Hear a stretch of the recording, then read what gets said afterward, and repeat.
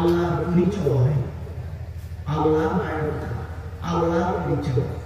আল্লাহর পরিচয় এই কোরআনে আছে। আল্লাহ নিজেই বলছেন, আমি বলে দিই, আল্লাহর পরিচয় হলো টোটাল কোরআনে মাত্র 4টি।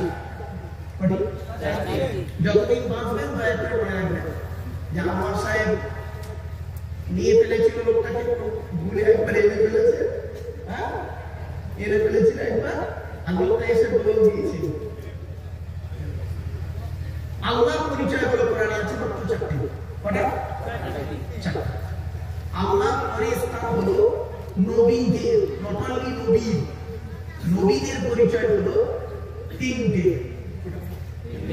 3টা।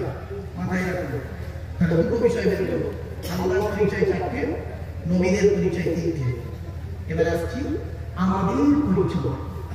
আমাদের পরিচয় হলো এই টোটাল কোরআনে আছে মাত্র 2টো।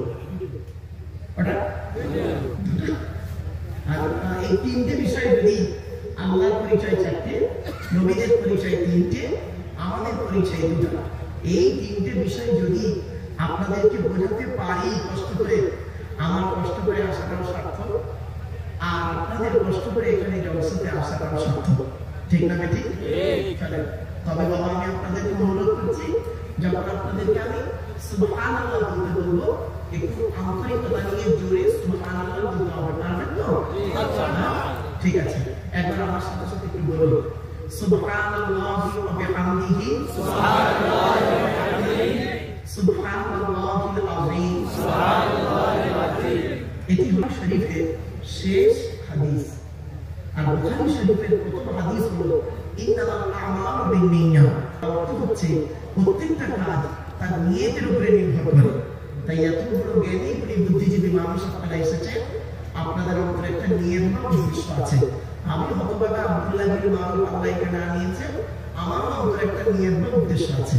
আমার নিয়ত আপনারা কেউ জানেন না, আপনাদের নিয়তটা আমিও জানি না। সুতরাং উভয়ের নিয়ত যিনি জানেন তিনি কে? আল্লাহ। ইন্নাল্লাহা আলিমুম বিযাতিস সুদূর। নিশ্চয়ই আল্লাহ রাব্বুল আলামিন বান্দার অন্তরের খবর সবই রাখেন। তাই আজকে এখানে যা কিছু আলোচনা হবে আপনাদের মাঝে আমার মাঝে, আলোচনার সাক্ষী থাকবে কে? আল্লাহ। আল্লাহ। আল্লাহু শাহীদুন বাইনি ওয়া বাইনাকুম।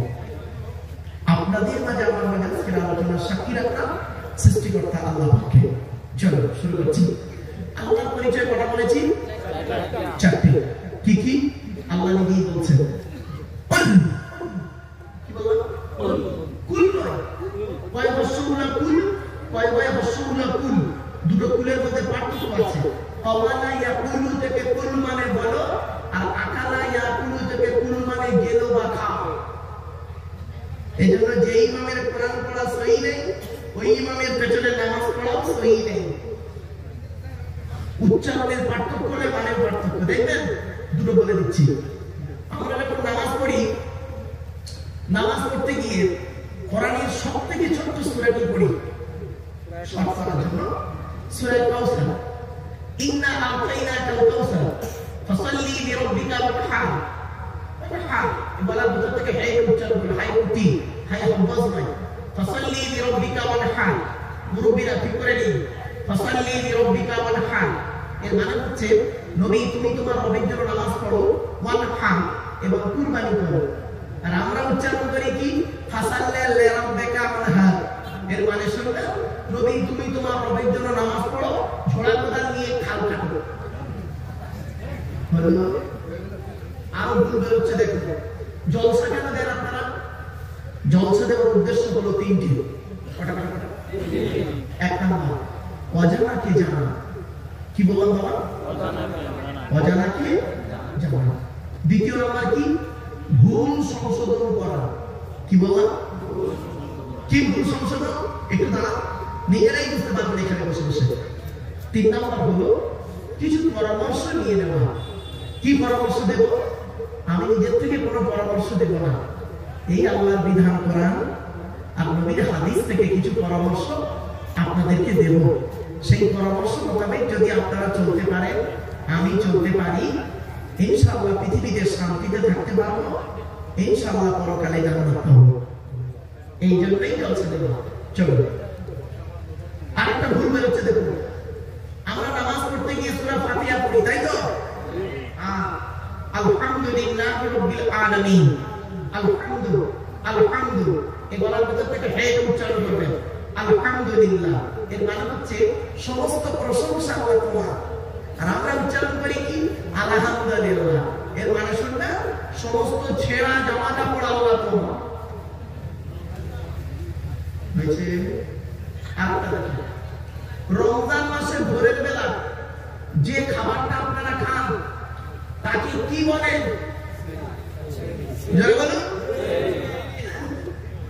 সেহরি। শব্দটা সেহরি নয়, শব্দটা হলো সাহারি। দন্তেশয় একার নয়, দন্তেশয় আকার। সিনে জের নয়, সিনে জাবার। সিনে জেদ দিলে মানে কি হবে শুনে নিন। সিনে জেদ দিলে সিহিরুল মানে হলো জাদু করা। কোরআনে আছে হাদা সিহিরুল মুবিন। সিনে জেদ দিলে হবে সেহর মানে জাদু করা। আর সিনে জবর দিলে সাহারুল মানে হলো রাতের শেষ অংশের খাবারকে আরবিতে সাহারি বলে। তাহলে শব্দটা কি হবে? সেহরি না সাহারি? ভুলটা ভাঙলো। আর একটা টাটকা ভুল বেরোচ্ছে, দেখুন টাটকা ভুল। স্বামী স্ত্রী, আচ্ছা মা বোনেরা শুনছেন? আপনার মা বোনদের বসে ব্যবস্থা করে দেবেন। আচ্ছা যাই হোক, আমরা স্বামী স্ত্রী ঝগড়া করি মাঝে মাঝে, হয়তো আমাদের হয় না, স্বাভাবিক। স্বামী স্ত্রী ঝগড়া করতে করতে দেখবেন স্বামী তার স্ত্রীকে ইসলামী একটা আরবি শব্দ ব্যবহার করে ডিভোর্স দেয়। শব্দটা কি? আরে বউ যাবে না, ভয় নেই, আমি এখানে বসে আছি। ভয়তে উচ্চারণ করছে কি? তালাক। শব্দটা তালাক নয়, শুনে যান। শব্দটা তালাক নয়, শব্দটা কি? শব্দটা হলো তলাক। তলাক বাংলা উচ্চারণ কি? তয় বয় লাগার ক। আরবি উচ্চারণ কি? তোয় লামানি ক। তলাক মানে পৃথক দেওয়া, ছেড়ে দেওয়া, ডিভোর্স দেওয়া। আর তে লামানি ক, তয়াকার লাগার ক। তালাক মানে জুড়ে যাওয়া, মিলিত হওয়া, একত্রিত হওয়া, জমা হওয়া। আমরা তলাক না বলে সব তালাক বলি। হয়েছে বাবাজি? ছেলেদেরকে যখন আমি দাস দিতে যাই না বাবা, মাস্টার দিল্লির ছেলেদেরকে এই কথাগুলো বলি। চলো, এই কোরআনে আছে, প্লিজ একটা অসুবিধা হচ্ছে বাবা? আমার ভাষা আপনারা বুঝতে পারছেন?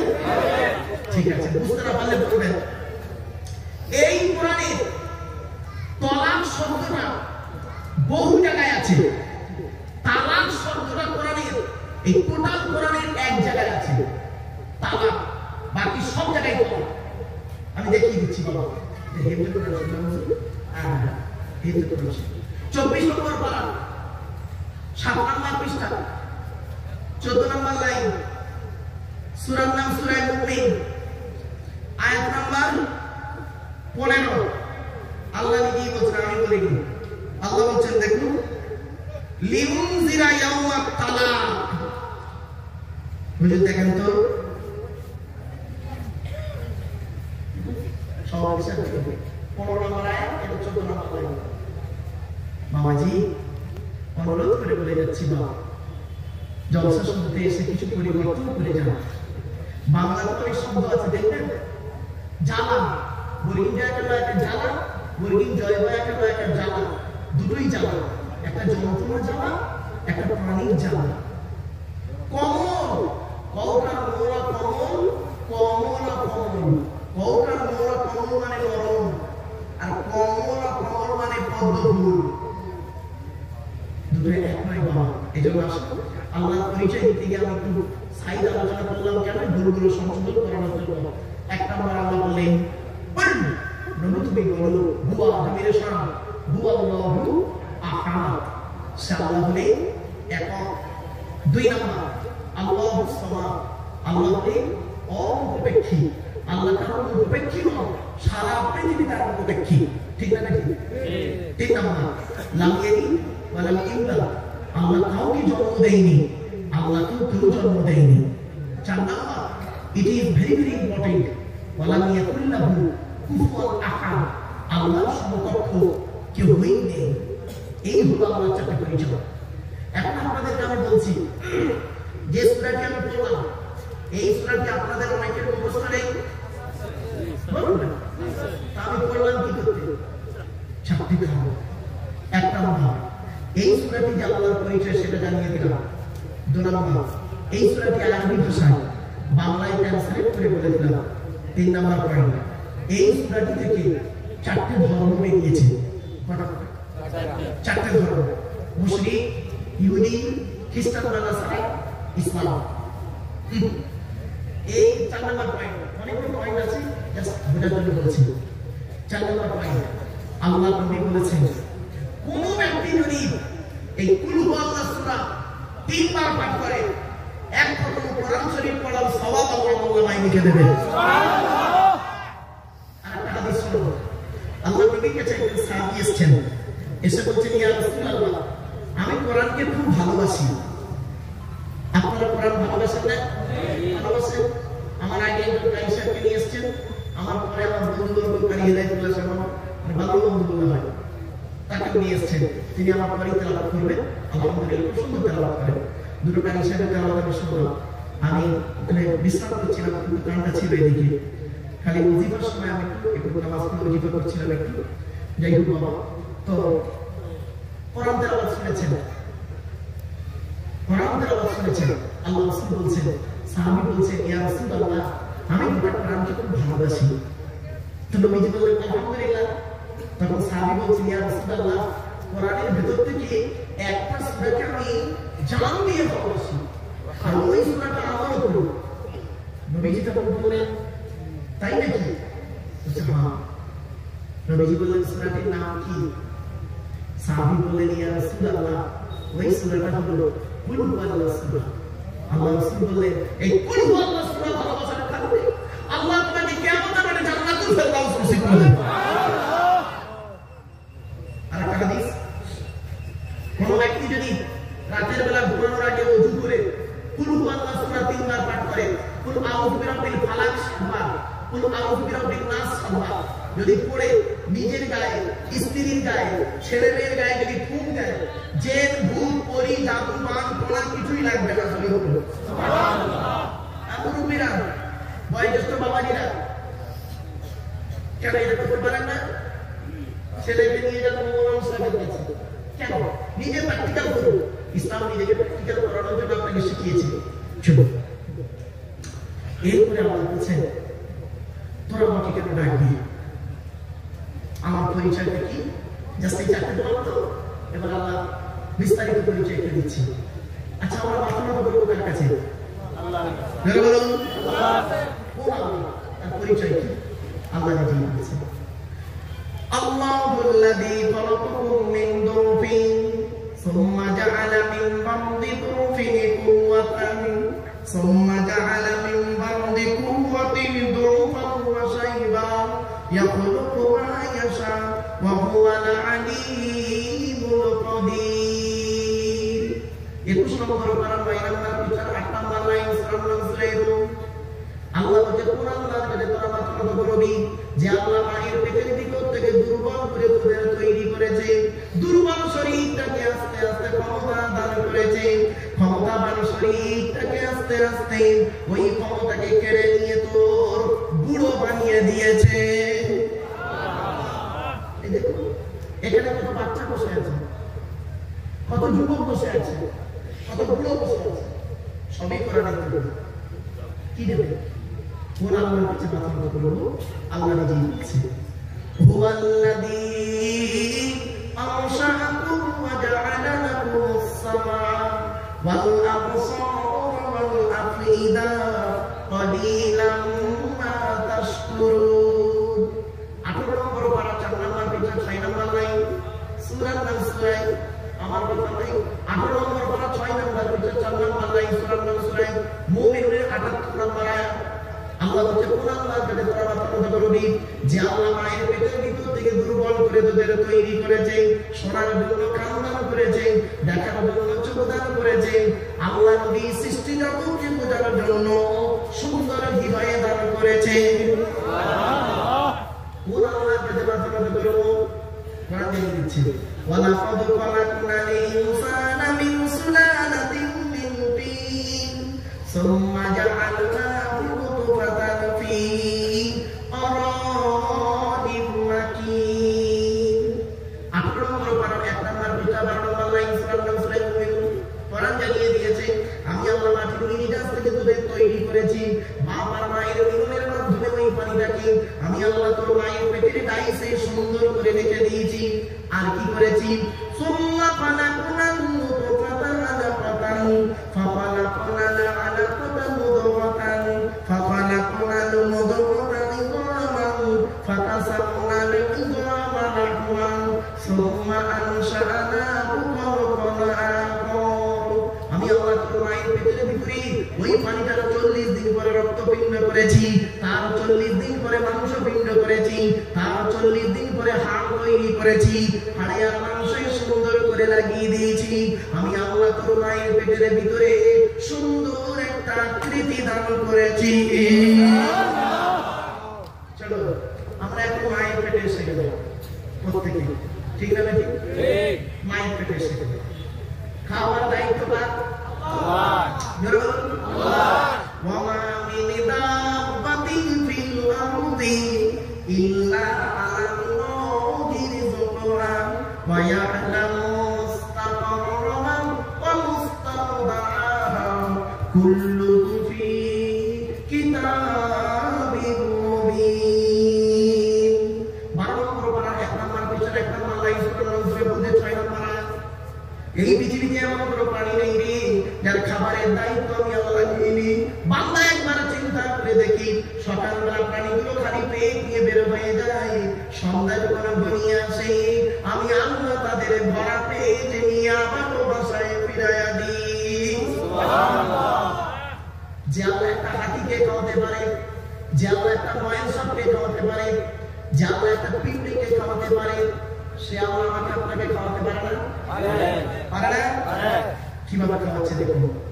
আল্লাহ খাওয়ানোর টেকনিক্যাল আর বান্দার খাওয়ানোর টেকনিক্যাল বিটুইন খাওয়ার ডিফারেন্স, অনেক পার্থক্য। আল্লাহ বলে আব্দুল্লাহ গিরে মারু, এই আব্দুল্লাহ গিরে মারু, তুই যখন তোর মায়ের পেটের ভিতরে ছিলিস কি খাবারটা তুই খেলি?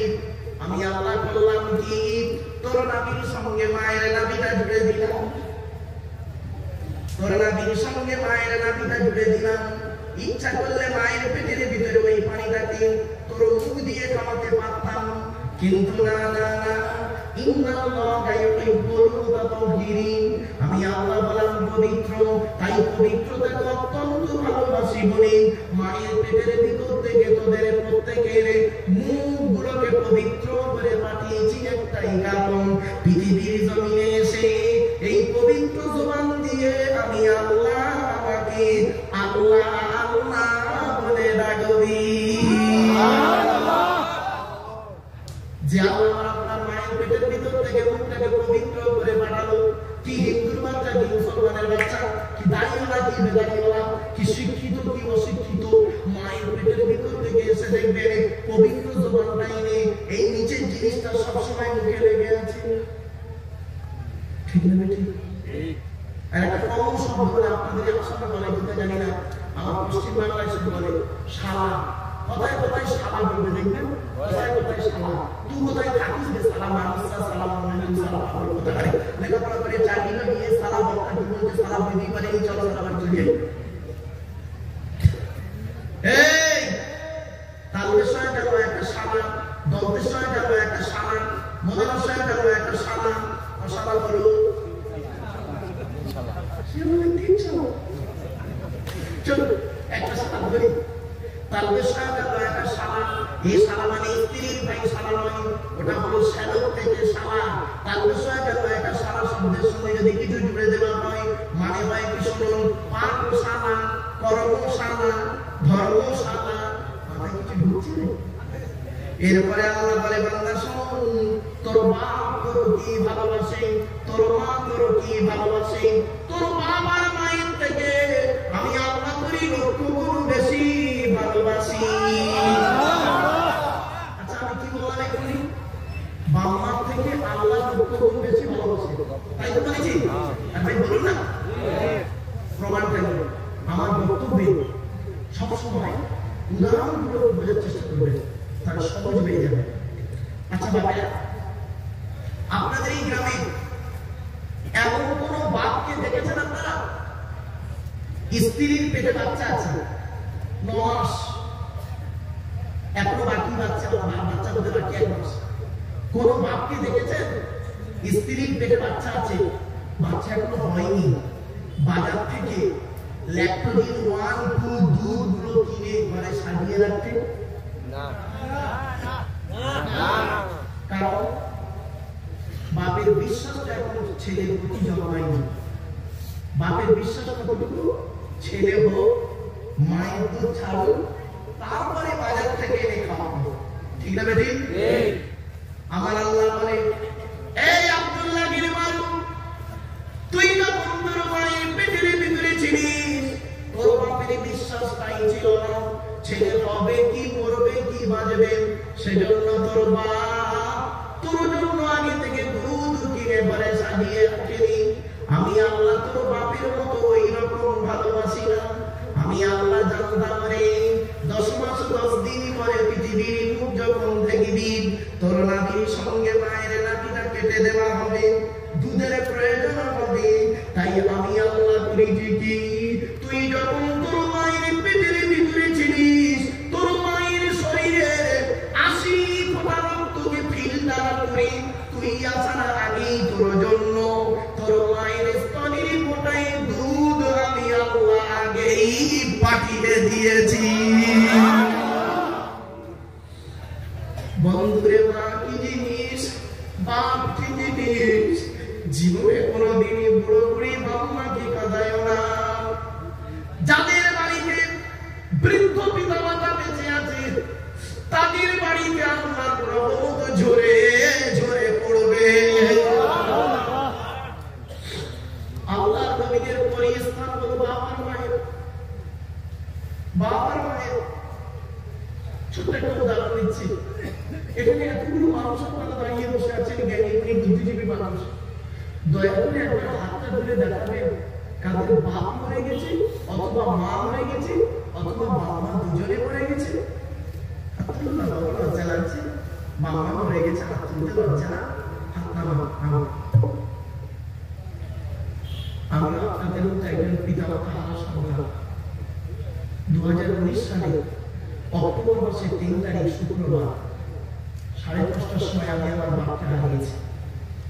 2023 সালে জুন মাসের 28 তারিখ বগুড়াইতে দিন বৃহস্পতিবার বেলা 11:30টার সময় আমি আমার মাকে হারিয়েছি।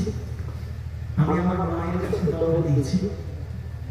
আমার মা আল্লাহ রাসূল আবু বকর, ওমর, ওসমান, আয়েশা, খাদিজা, ফাতেমার সঙ্গে বহুবার সকালে দিদার পেয়েছিলেন তাকে। বাপেরা পেটে ধরে নেওয়া যায় না, জন্ম দিলে পাওয়া যায় না। প্যারেন্টস হতে গেলে অনেক রেসপন্সিবিলিটি আছে। অনুরোধ করে বলে যাচ্ছি যাদের বাড়িতে এখনো বাবা বেঁচে আছে, কষ্ট দেবেন না। এই কোরআনে আছে আল্লাহর নবীদের পরিস্থান হলো বাবার মায়ের।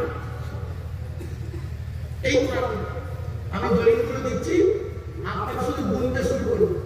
কোরআনে কোথায় কোথায় বাবার সাথে কথা কোরআনে বলে শুরু। 1 নম্বর পারা 11 নম্বর পৃষ্ঠা 12 নম্বর লাইন সূরা বাকারা ওয়াবিল ওয়ালিদাইনি ইহসানা, বাবার সেবা যত্ন করো। 2 নম্বর পারা 12 নম্বর পৃষ্ঠা 13 নম্বর লাইন সূরা বাকারা ইয়াসআলুনাকা মাযা ইউনফিকুন কুল মা আনফাকতুম মিন খাইরিন ফালিল ওয়ালিদাইনি ওয়াল আকরাবিন। নবী কাছে প্রশ্ন করা হলো, ইয়া রাসূলুল্লাহ, টাকা পয়সা কোথায় ব্যয় করলে আল্লাহ খুশি হবে? আল্লাহ পাক বললেন, কুল, নবী তুমি বলো, মা আনফাকতুম মিন খাইরিন ফালিল ওয়ালিদাইনি ওয়াল আকরাবিন। টাকা পয়সা সর্বপ্রথম তোমরা তোমাদের বুড়ো বুড়ি বাবার পিছনে ব্যয় করো, আল্লাহ খুশি হয়ে যাবে। বাবার বান্দা, মায়ের বান্দা, আমার সন্দেশ দেন।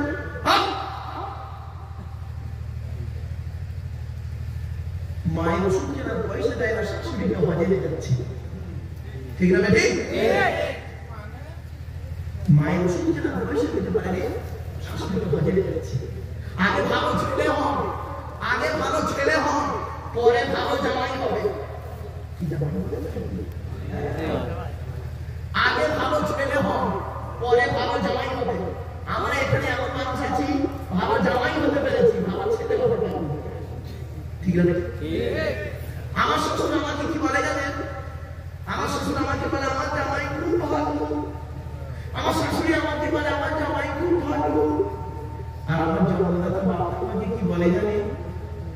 ওর জন্ম দিয়ে পাপ করেছি। পেটে ধরা মাটা কি বলে জানেন? পেটে ধরে ভুল করেছি। কেন? যে বাপ আর মামা ছোটবেলায় আমাকে আপনাকে কোলে করে দিয়ে আদরের চুমা দিল, কি এমন কাজ করলেন, কার দ্বারাই করলেন, সেই মামা তোমাকে আব্বা বলে ডাকে না? 75 বছরের বুড়ো বাপটা যদি এখন, শুনে নিয়েছেন বলে যাচ্ছি, 75 বছরের বুড়ো বাপটা যদি এখন 50 বছরের ছেলেটাকে যদি একবার আব্বা বলে ডাকে, রাখবেন ওই বুড়ো বাপের আব্বা ডাক্তার বলে আল্লাহর আরশের আজিমের অন্তর কাটা। চলো দলিলগুলো দিচ্ছি। 5 নম্বর পারা 3 নম্বর পৃষ্ঠা 3 নম্বর লাইন সূরা নিসা 34 নম্বর আয়াত ওয়া'বুদুল্লাহ ওয়া লা তুশরিকু বিহি শাইয়্যান ওয়া বিল ওয়ালিদাইনি ইহসানা বাংলার শব্দ করো। আরেকটা দলিল 8 নম্বর পারা 7 নম্বর পৃষ্ঠা 11 নম্বর লাইন সূরা নামের 151 নম্বর আয়াত লা তুশরিকু বিহি শাইয়্যান ওয়া বিল ওয়ালিদাইনি ইহসানা বাংলার শব্দ করো। 15 নম্বর পারা 3 নম্বর পৃষ্ঠা 8 নম্বর লাইন সূরা বানী ইসরাঈল ওয়া ক্বাদা রাব্বুকা আল্লা তা'বুদু ইল্লা ইয়্যাহু ওয়া বিল ওয়ালিদাইনি ইহসানা বাংলার শব্দ করো। 20 নম্বর পারা 16 নম্বর পৃষ্ঠা 3-4 নম্বর লাইন সূরা আল-আনকাবুত ওয়া ওয়াসাইনাল ইনসানা বিওয়ালিদাইহি হাসানা বাংলার শব্দ করো। 21 নম্বর পারা 11 নম্বর পৃষ্ঠা 6 নম্বর লাইন সূরা বানী লুকমান ওয়া ওয়াসাইনাল ইনসানা বিওয়ালিদাইহি হামালাতহু উম্মুহু ওয়াহনান আলা ওয়াহনিহি বাংলার শব্দ করো। 26 নম্বর পারা 2 নম্বর পৃষ্ঠা 12 নম্বর লাইন সূরা আল-আহকামের 15 নম্বর আয়াত ওয়া ওয়াসাইনাল ইনসানা বিওয়ালিদাইহি ইহসানা হামালাতহু উম্মুহু কুরহা ওয়া ওয়াদাআতহু কুরহা। তোরা তোদের বাপ আর মায়ের সেবা করো, তোদের মা তোদের বড় কষ্ট করে গর্ভে ধারণ করেছে, দুনিয়ার মুখটা বড় কষ্ট করে দেখিয়েছে।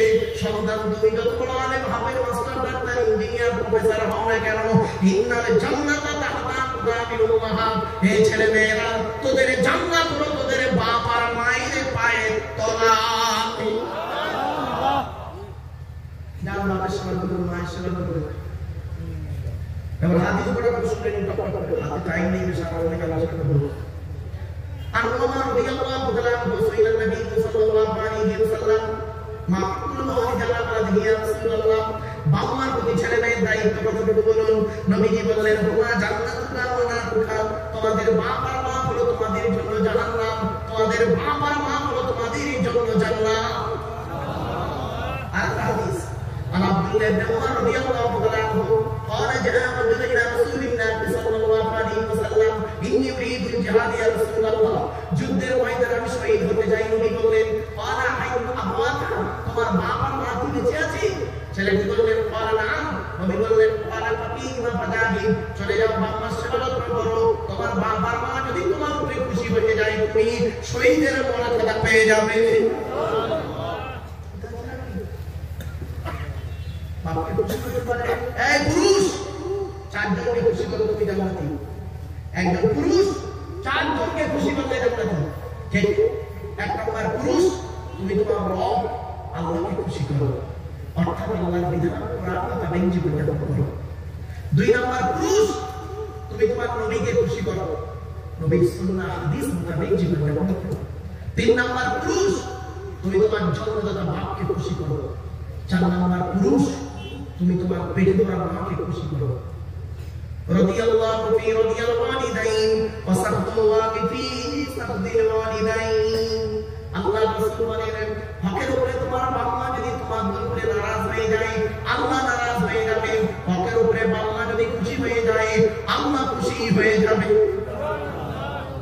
বাড়িতে বাপের বাবা সেবা করবে, বাবা মা তো দেখেন না শ্বশুর শাশুড়ি সেবা করছেন, আগে ভালো ছেলে হও পরে ভালো জামাই হবে। আগে ভালো ছিল ভালো চলো এগিয়ে যাই। আমরা আল্লাহর আলোচনা করতে গেলেই না আমার আলোচনা চলে আসবে অটোমেটিক। আল্লাহর আলোচনা করলেই আমার আলোচনা আসবে, এটা কোরআনের সঙ্গে